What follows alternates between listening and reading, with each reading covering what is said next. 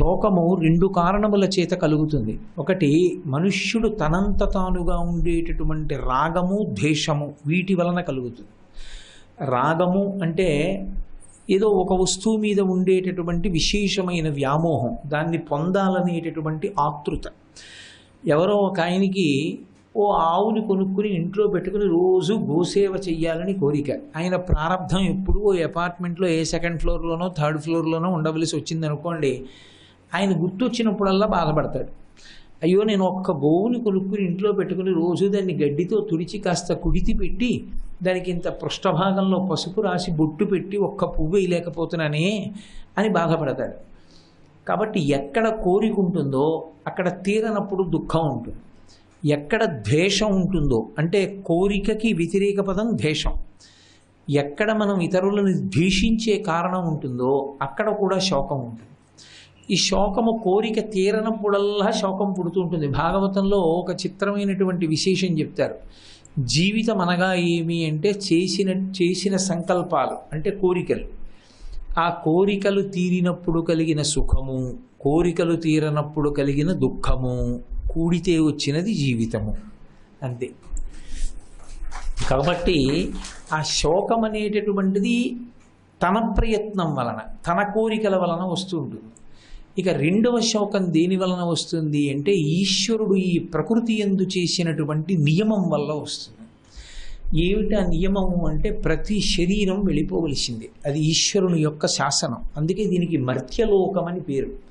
మర్త్యలోకం అంటే ఇక్కడ ఏ ప్రాణి పుట్టాడో ఆ ప్రాణి వెళ్ళిపోయి తీరవలసిందే.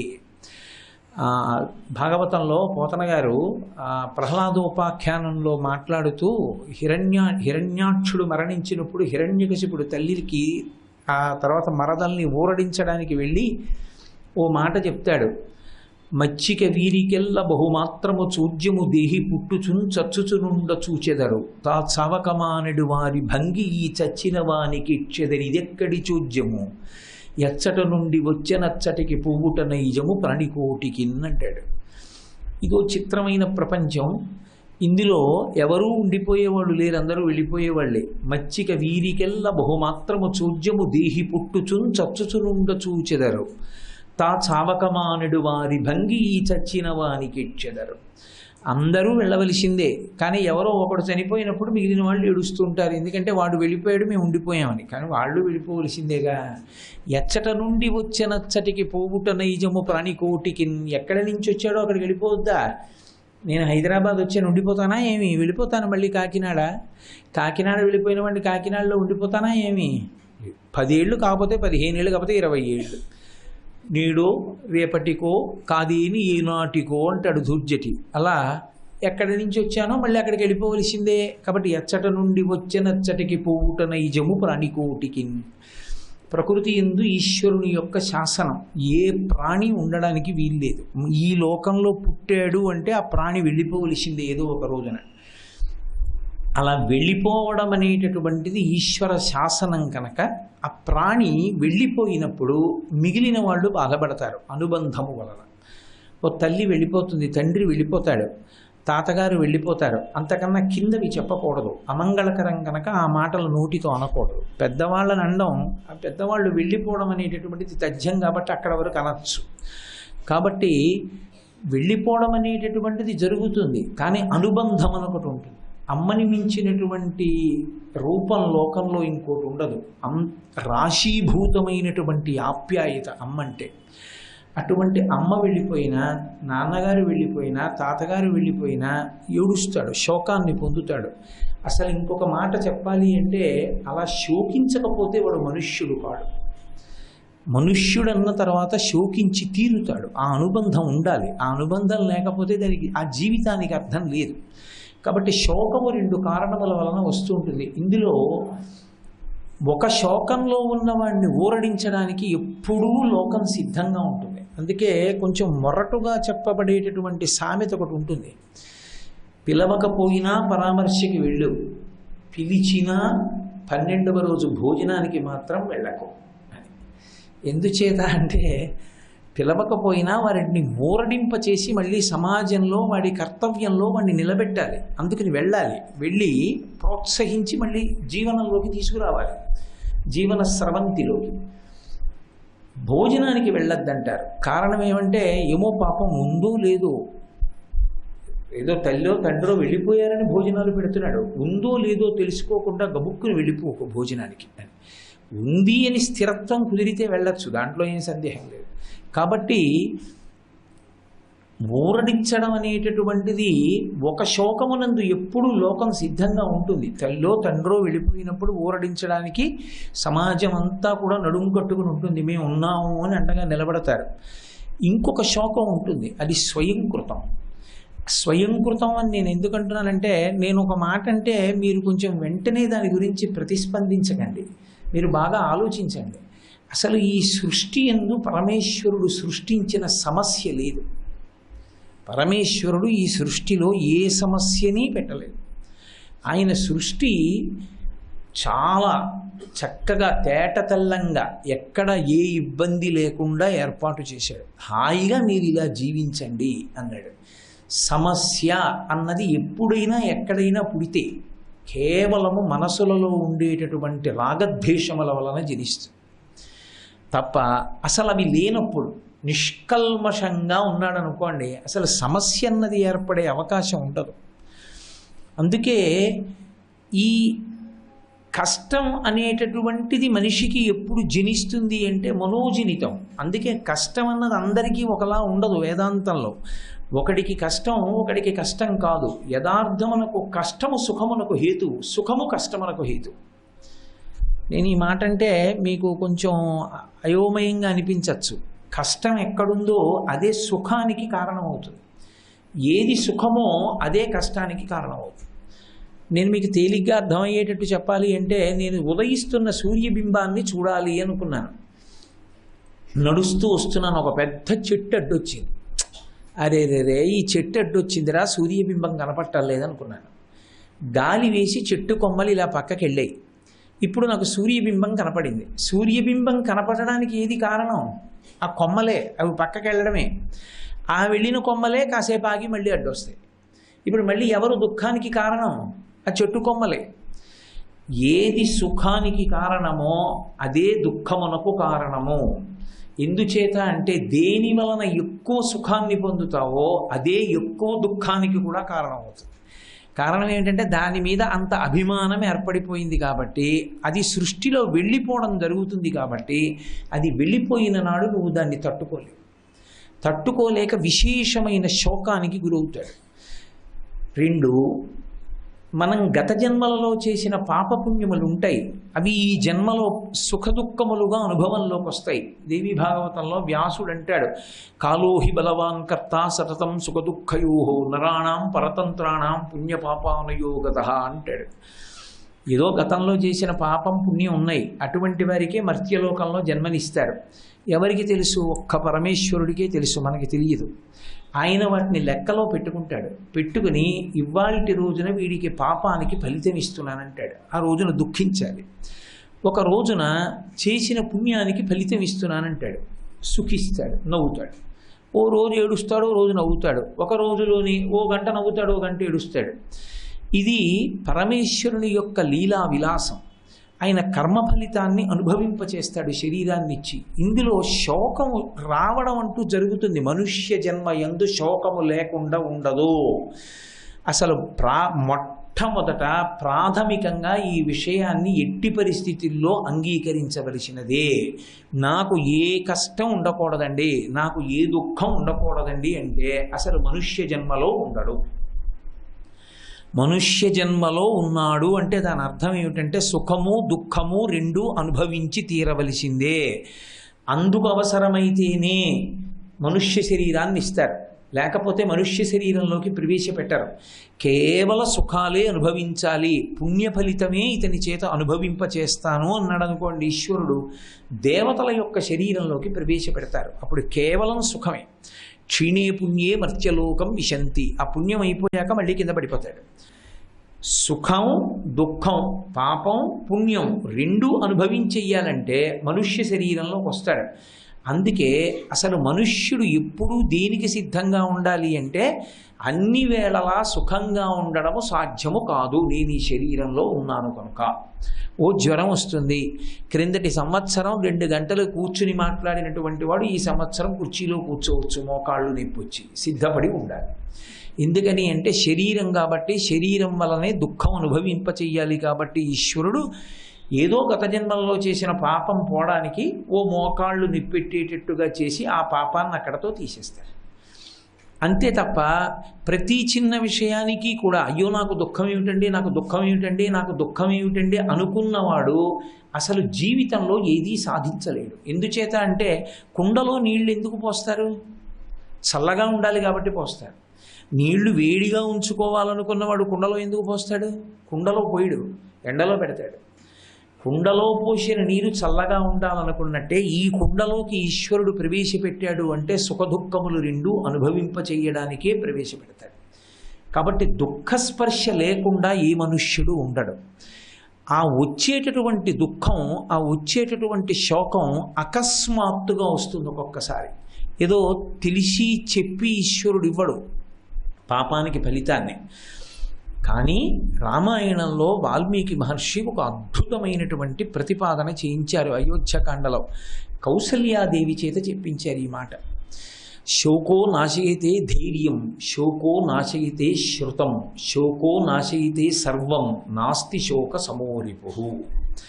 ఆ శ్లోకానికి అర్థం ఏంటంటే శోకో నాశయితే ధైర్యం, ఎంతటి ధైర్యవంతుని యొక్క ధైర్యాన్ని కూడా నాశనం చెయ్యగలిగినది ఇది అంటే శోకమే, దుఃఖమే. శోకో నాశయితే ధైర్యం, శోకో నాశయితే శృతం. శృతం అన్న మాటకి శృతి అంటే వేదం, వేదము అంటే శాస్త్రము. నేర్చుకున్నది ఏది విన్నాడో ఆ విన్నటువంటి శాస్త్రం అంతా మర్చిపోతాడు. ఎప్పుడంటే శోకమునకు బాగా వశుడైపోయినప్పుడు. శోకం వచ్చి శోకానికి తాను వశుడు కాకుండా అనుభవించడం వేరు. శోకానికి తాను వశుడైపోయాడు అనుకోండి, ఇక ఏమీ అదుపులో ఉండవు. శోకానికి వశుడు కాకుండా శోకానుభవంలో ఉన్నాడు అనుకోండి, పర్వాలేదు, అప్పుడు ప్రమాదం ఏం రాదు. శోకానికి బాగా వశుడైపోయాడు అనుకోండి, చాలా తీవ్రమైన ప్రమాదానికి వెళ్ళిపోతాడు. శోకో నాశయితే శృతం, శోకో నాశయితే సర్వం. శోకము సర్వాన్ని నాశనం చేసేస్తుంది. నాస్తి శోక సమోరిపు. అది దాని స్వభావం ఎందుకయింది అంటే, శోకము యొక్క స్వభావం ఏమిటి అంటే ఎవడు దానికి వశుడవుతాడో వాణ్ణి నాశనం చేయడమే దాని లక్ష్యం. అందుకే శోకము రిపు శబ్దం వేశారు వాల్మీకి మహర్షి, శత్రువు అని పిలిచారు. అది చాలా ప్రమాదకరమైనది సుమా. శోకమునకు నువ్వు వశుడవైపోతే ఎంత ప్రమాదకరమైన స్థితికైనా పెడతావు. మీరు చూడండి, మీకు తేలిగ్గా అర్థం అవడానికి నేను ఒక్క మాట చెప్తా. విశేషంగా శోకానికి వశుడైపోయిన వాడు 2 మాటలు అంటాడు. ఒకటి చంపేస్తానంటాడు అవతల వాడిని. అంటే తన శోకానికి వాడు కారణం అనుకున్నాడు అనుకోండి, వాడిని చంపేస్తానంటాడు. లేదా ఇక తాను ఆ శోకాన్ని తట్టుకోలేననుకున్నాడు అనుకో, నే చచ్చిపోతానంటాడు. ఈ 2 దూష్యములే. ఈ 2 మాటలు నరజన్మలో అనకూడదు. నేను మీతో ఒక మాట మనవి చేస్తాను. ఆమరణ నిరాహార దీక్ష సంకల్పము మహాపాపము. తనని తాను చంపుకునేటటువంటి అధికారం శాస్త్రంలో లేదు. ఇది నువ్వు సృజించుకున్నది కాదు, ఈశ్వరుడు సృజించింది. ఇది ఈశ్వరుడు ఎందుకు ఇచ్చాడంటే గత జన్మలలో చేసుకున్న పాపపుణ్యాలు దీనితో అనుభవించేయమని ఇచ్చాడు.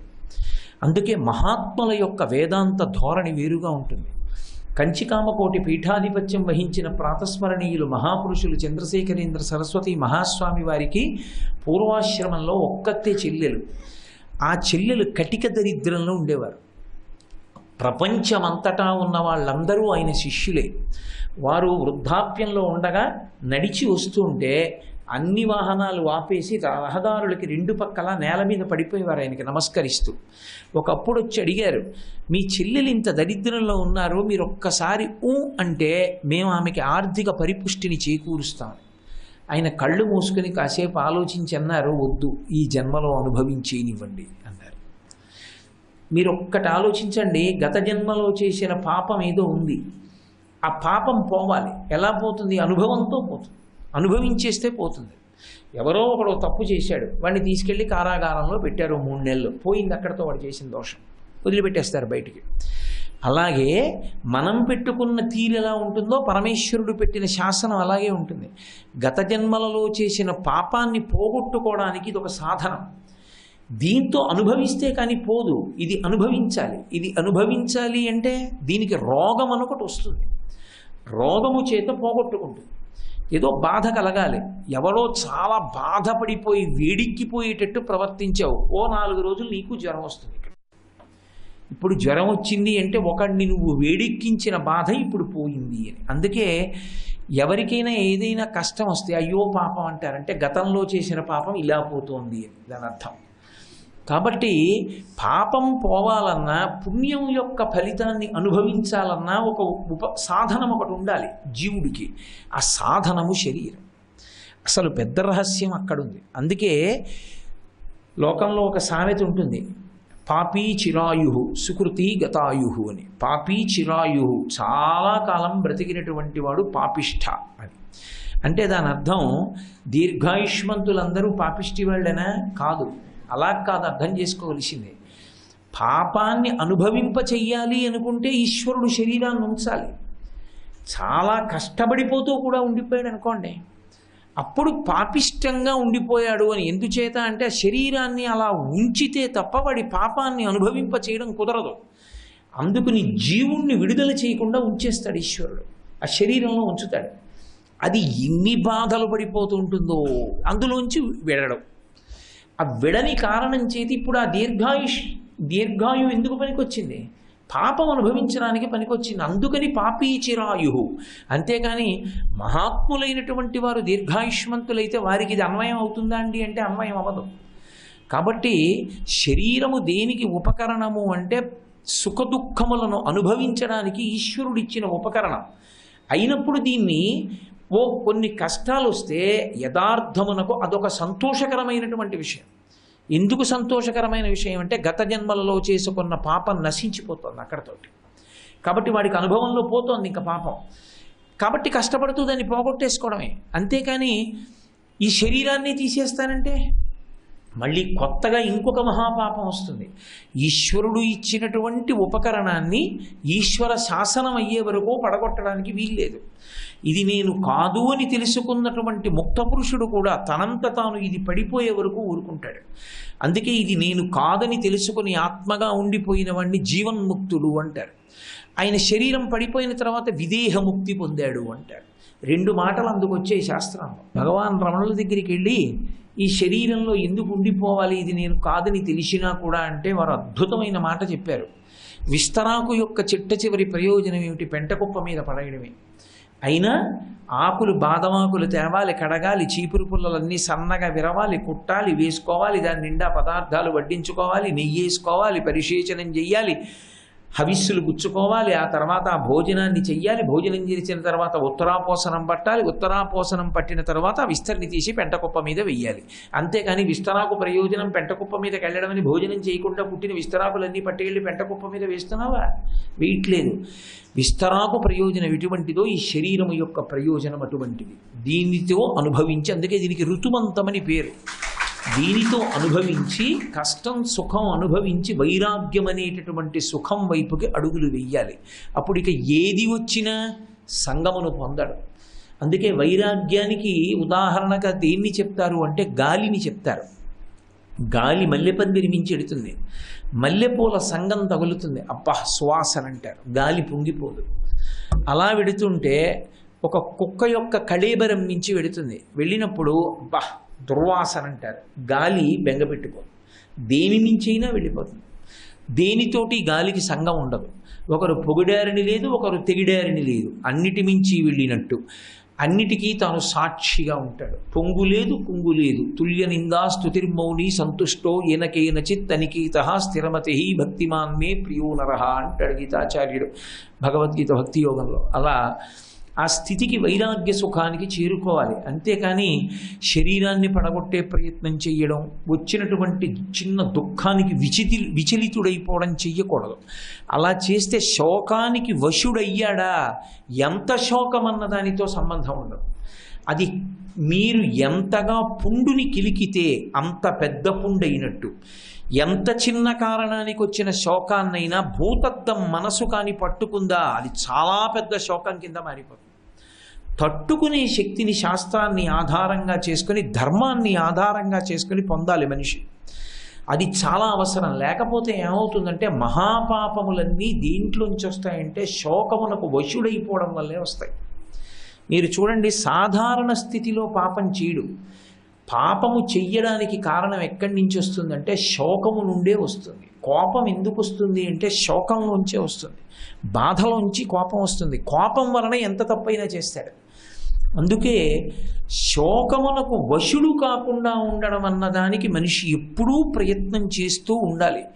అలా చేసే ప్రయత్నంలో ధార్మికంగా, అంటే దేహానికి వచ్చేటటువంటి కష్టాలు, ఇతరమైన కష్టములను వాటిని గత జన్మలలో చేసుకున్న పాపములు క్షయమవుతున్నాయన్న భావనతో అనుభవించడం ఒకటి. రెండు, శోకం వచ్చినప్పుడు ఈశ్వరుడికే మొరపెట్టుకోవడం రెండో మార్గం. నేను దీన్ని తట్టుకోలేకపోతున్నానని ఆయనకి చెప్పుకోవడం పరమోత్కృష్టమైన మార్గం. ఎంతమందికి చెప్పినా ఉపయోగం ఉండదు. ఒక్క ఈశ్వరుడికి చెప్తే ఆయన ఆదుకుంటాడు. అదే భాగవత ప్రతిపాదన. కడుపులో ఉన్నటువంటి శిశువు మీద బ్రహ్మశిరోనామకాస్త్రం వేశాడు అశ్వత్థామ. పక్కన మామగారులు ఉన్నారు 5, ధర్మరాజు, భీముడు, అర్జునుడు, నకులుడు, సహదేవుడు. అయినా సరే ఉత్తర వాళ్ళ కాళ్ళ మీద పడలేదు. తిన్నగా వెళ్ళి కృష్ణ భగవానుడి కాళ్ళ మీద పడింది. పడి, అయ్యా నీ మేనల్లుడు కడుపులోన హతుడగుటయు చూసి అంది, నీ మేనల్లుడు చచ్చిపోతున్నాడు లోపల, నువ్వు అలా నించుంటావే, కాపాడంది. భగవంతుడికి చెప్పుకుంది. వెంటనే ఆయన లోపల ఉన్నటువంటి పిండాన్ని కాపాడాడు. పరమేశ్వరుడు చెయ్యలేనిది ఉండదు. అందుకే శరణాగతి అన్నమాట అక్కడ వచ్చింది. ఈశ్వర, నేను పాపం చేశాను ఖచ్చితంగా, అందులో సందేహం లేదు. నేను చెయ్యని పాపం ఉండకపోతే నువ్వు నాకు దుఃఖం ఎందుకు ఇస్తావు? ఇప్పుడు నేను ఈ దుఃఖం అనుభవించలేకపోతున్నాను. చేసిన తప్పు నాదే. ముందు దోషాన్ని అంగీకరించాలి ఈశ్వరుడి దగ్గర. అందుకొచ్చింది అజ్ఞానినా మయా దోషాన్ అశేషాన్ విహితాన్ హరే క్షమస్వత్వం క్షమస్వత్వం శేషశైల శిఖామణి. అది నోటితో చెప్పేది కాదు, మనసు చేత ఆవిష్కరించేది. అజ్ఞానినా మయా దోషాన్ అశేషాన్ విహితాన్ హరే. ఒకటా రెండా? అశేషాన్, ఎన్ని తప్పులు చేశాను. విహితాన్ హరే, నేను ఏం చెప్పగలను? క్షమస్వత్వం క్షమస్వత్వం, నన్ను క్షమించు క్షమించు క్షమించు. ఆ బాధ తట్టుకోలేక ఈశ్వరుడికి విజ్ఞాపన చేసుకుంటే ఈశ్వరుడు రక్షిస్తాడు. ఎందుకు రక్షిస్తాడంటే ఆయనకు లక్షణం ఉంది, నమః శివాభ్యాం అశుభాపహాభ్యాం. అరేరే వీడు తట్టుకోలేకపోతున్నాడు రా, తప్పు చేశానని ఒప్పుకున్నాడు, నా పాదాల మీద పడి క్షమార్పణ అడిగాడు. చేసిన పాపం ఫలితంగా వచ్చినప్పుడు ఎంత బాధ ఉంటుందో తెలుసుకున్నాను, ఇక చెయ్యనంటున్నాడు. కాబట్టి నేను క్షమిస్తానని ఆ పాపము యొక్క ఫలితాన్ని తగ్గించేస్తాడు. అలా తగ్గిస్తాడు కాబట్టి పాము కరవవలసిన చోట చీమతో కరిపించి వదిలిపెడతాడు. ఆపదామపహర్తారం దాతారం సర్వసంపదాం లోకాభిరామం శ్రీరామం భూయో భూయో నమామ్యహం. ఆపద అంటే మనకి తెలియకుండా వచ్చి పడిపోతున్నది, వాటిని తీసేస్తాడు. వాటి స్థానంలో ఆపదామపహర్తారం దాతారం సర్వసంపదాం. ధాతారం కాదు, దాతారం. అక్కడ ఆపదలను తీసేసి దాని స్థానంలో సంపదలను ఇస్తాడు. ఎప్పుడు? అసలు నేను ఖచ్చితంగా పాపం చేసి ఉన్నాను, లేకపోతే నేను మనుష్య జన్మలోకి రాను. ఈ భాండమునందున్నానంటే నాకు దోషాలున్నా ఏవో, ఈశ్వరా నన్ను మన్నించు అని త్రికరణ శుద్ధిగా ఎవరు శరణాగతి చేశాడో వాడిని ఈశ్వరుడు మన్నిస్తాడు. ఆ శరణాగతికి నిజానికి ఏమైనా ప్రత్యేకమైన పద్యాలు శ్లోకాలు ఉంటాయా అంటే ఉండవు. మనస్సు యొక్క ఆర్తితో ఆవిష్కరణం ఒక్కటే. దూర్జటి చెప్పుకున్నాడు, రోషీరోయదు కామినీ జనుల కారుణ్యోరు సౌఖ్యంబులన్ బాసీబాయదు పుత్రమిత్ర ధన సంపద్భ్రాంతి వంచాలతల్ కోశీకోయదు నమనంబకట నీకున్ ప్రీతిగా సత్క్రియల్ చేసి చేయదు దీని తుళ్ళన చవే శ్రీకాళహస్తీశ్వర అన్నాడు. వెళ్ళి చెప్పుకున్నాడు బలహీనత. అది శరణాగతి అన్న మాటకు అర్థం. అందుకే అలా చెప్తే వినపడుతుందా అండి? మన మనసులో అనుకుంటే వినపడుతుందా అంటే వినపడి తీరుతుంది. రామకృష్ణ పరమహంసని ఎవరో ఒక ఆయన అదే అడిగాడు, అలా మనం మనసులో ప్రార్థన చేస్తే పరమేశ్వరుడికి వినపడుతుందా అని అడిగితే పరమహంస ఒక అద్భుతమైన మాట చెప్పారు. నీ ఇంట పాకుతున్న చీమలలో అతి చిన్న చీమను ఒక దాన్ని పట్టుకుని జాగ్రత్తగా కంసాలి దగ్గరికి తీసుకెళ్ళి దానికి ఎన్ని కాళ్ళున్నాయో లెక్క పెట్టించి ఒక్కొక్క కాలుకి పెట్టడానికి సరిపోయే గజ్జల పట్టాలు చేయించి కంసాలి చేసి ఇచ్చే వరకు చీమని నీ ఇంట్లో రక్షించి పట్టాలు చేసి ఇచ్చిన తరువాత చీమ కాళ్ళకి గజ్జాల పట్టాలు పెట్టి విడిచిపెట్టినప్పుడు చీమ పాకుతుంటే కదిలిన కాళ్ళకి కట్టినటువంటి గజ్జల పట్టాల నుండి వచ్చిన సవ్వడిని వినగలిగిన చెవులు ఉన్నవాడు ఈశ్వరుడు.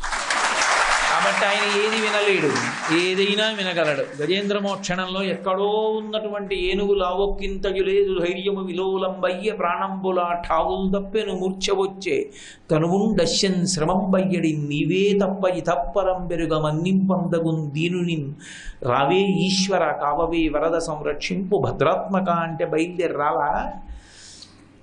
అక్కడుంది శరణాగతి యొక్క అందం. అందుకే శోకము నుండి తప్పుకునేటటువంటి మార్గాన్ని ప్రతిపాదిస్తుంది. శోకము ఎంత ప్రమాదకరమైనదో చెప్తుంది. శ్రీరామాయణము వేదోపబ్రహ్మణము. వేదమే రామాయణంగా వచ్చింది. వేద విద్యే పరే పుంసి జాతే దశరథాత్మజే వేద ప్రచేత సాదాసీత్ సాక్షాత్ రామాయణాత్మన. వేదమే రామాయణంగా వచ్చింది కాబట్టి వేద హృదయాన్ని శ్రీరామాయణం ఆవిష్కరిస్తుంది. ఒకానొక సందర్భంలో కౌసల్యాదేవి ఈ శ్లోకం చెప్పవలసి వచ్చింది. ఎప్పుడు చెప్పింది ఈ శ్లోకం అంటే ఆవిడ చెయ్యకూడనంతటి మహాపాపాన్ని చేశాక చెప్పింది ఈ శ్లోకం. కానీ ఆమె పాపము ఆమె యొక్క పశ్చాత్తాపము వలన పరమేశ్వర స్వరూపుడైన భర్త యొక్క అనుగ్రహము వలన పోయింది అక్కడతో. శ్రీ ఉమామహేశ్వర పరబ్రహ్మార్పణమస్తు. స్వస్తి.